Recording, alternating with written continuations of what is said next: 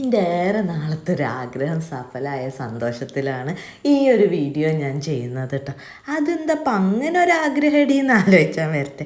ഒന്നുമില്ല, കുറേ കാലമായി 5 മണിക്ക് അലാറം മുട്ടും, അത് ഓഫ് ചെയ്യും, 8 മണിക്ക് എണീക്കും. ഈ ഒരു ശീലം മാറ്റാൻ കുറേ ആയി ഞാൻ ശ്രമിക്കണം കേട്ടോ.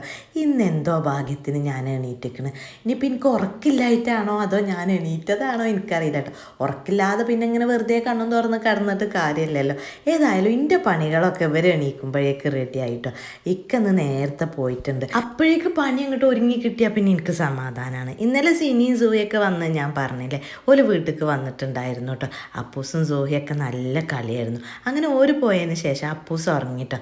അപ്പോഴാണ് ഞാൻ ഇക്ക കൊടുന്ന് വെച്ച മീൻ നന്നാക്കിയത്. ഇന്ന് ഉപ്പേരിയൊക്കെ ഉണ്ടെങ്കിലോ ഇത് നന്നാക്കിയ മസാല കൂട്ടി ഫ്രിഡ്ജിൽ വെക്കാമെന്ന് വിചാരിച്ചു. ഏതായാലും മസാല കൂട്ടിയിലെഴുതി കുറച്ച് പൊരിക്കുകയും ചെയ്തു കേട്ടോ. അങ്ങനെ അതൊക്കെ കഴിഞ്ഞ് കിച്ചണൊക്കെ ക്ലീൻ ചെയ്ത് നല്ല മഴ ഉണ്ടായിരുന്നു കേട്ടോ. അപ്പൂസ് എണീറ്റിട്ടില്ല.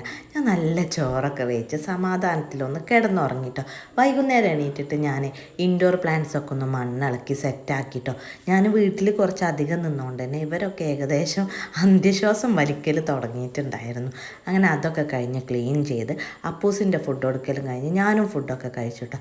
അത് കഴിഞ്ഞിട്ട് ഇക്ക വന്നിട്ടില്ല. ഞാൻ ഇന്നെ തന്നെ കണ്ണാടിയിൽ നോക്കി കുറേ നേരം സംസാരിച്ചിട്ടോ. അനക്കെന്താ പിരാന്തുണ്ടോയെന്ന് ചോദിക്കാൻ വരട്ടെ. ഇങ്ങനെ പോയാൽ പിരാന്താകും. പിരാന്താകാതിരിക്കാനാണ് ഞാൻ ഇങ്ങനെ ചെയ്യുന്നത് കേട്ടോ. ഇടയ്ക്കൊക്കെ സമയം കിട്ടുമ്പോൾ ഇങ്ങനെ ഒന്ന് സംസാരിച്ച് നോക്കോണ്ടി. മനസ്സിന് നല്ലൊരു സമാധാനം കിട്ടും കേട്ടോ. ആളില്ല വീട്ടിൽ ആൾക്കൂട്ടത്തിൽ പോയി സംസാരിക്കരുത്, അത് പിന്നെ വിഷയം മാറും. ഒറ്റക്കാണെങ്കിൽ സംസാരിച്ച് നോക്കോണ്ടി, നല്ല രസമാണ്. ഏതായാലും ഇന്നും ഇക്ക വരാൻ വേഗം. തടിയൊക്കെ കൂടിയിരിക്കണം, നോക്കൊന്നും വേണ്ട. ഞാൻ ഏതായാലും പോയി കിടക്കട്ടെ. അപ്പോൾ ഇന്നത്തെ വിശേഷങ്ങൾ ഇത്രയൊക്കെ ഉള്ളൂ. ഇൻഷാ അല്ലാഹ് നമുക്ക് നാളെ മറ്റൊരു വീഡിയോയിൽ വീണ്ടും കാണാം.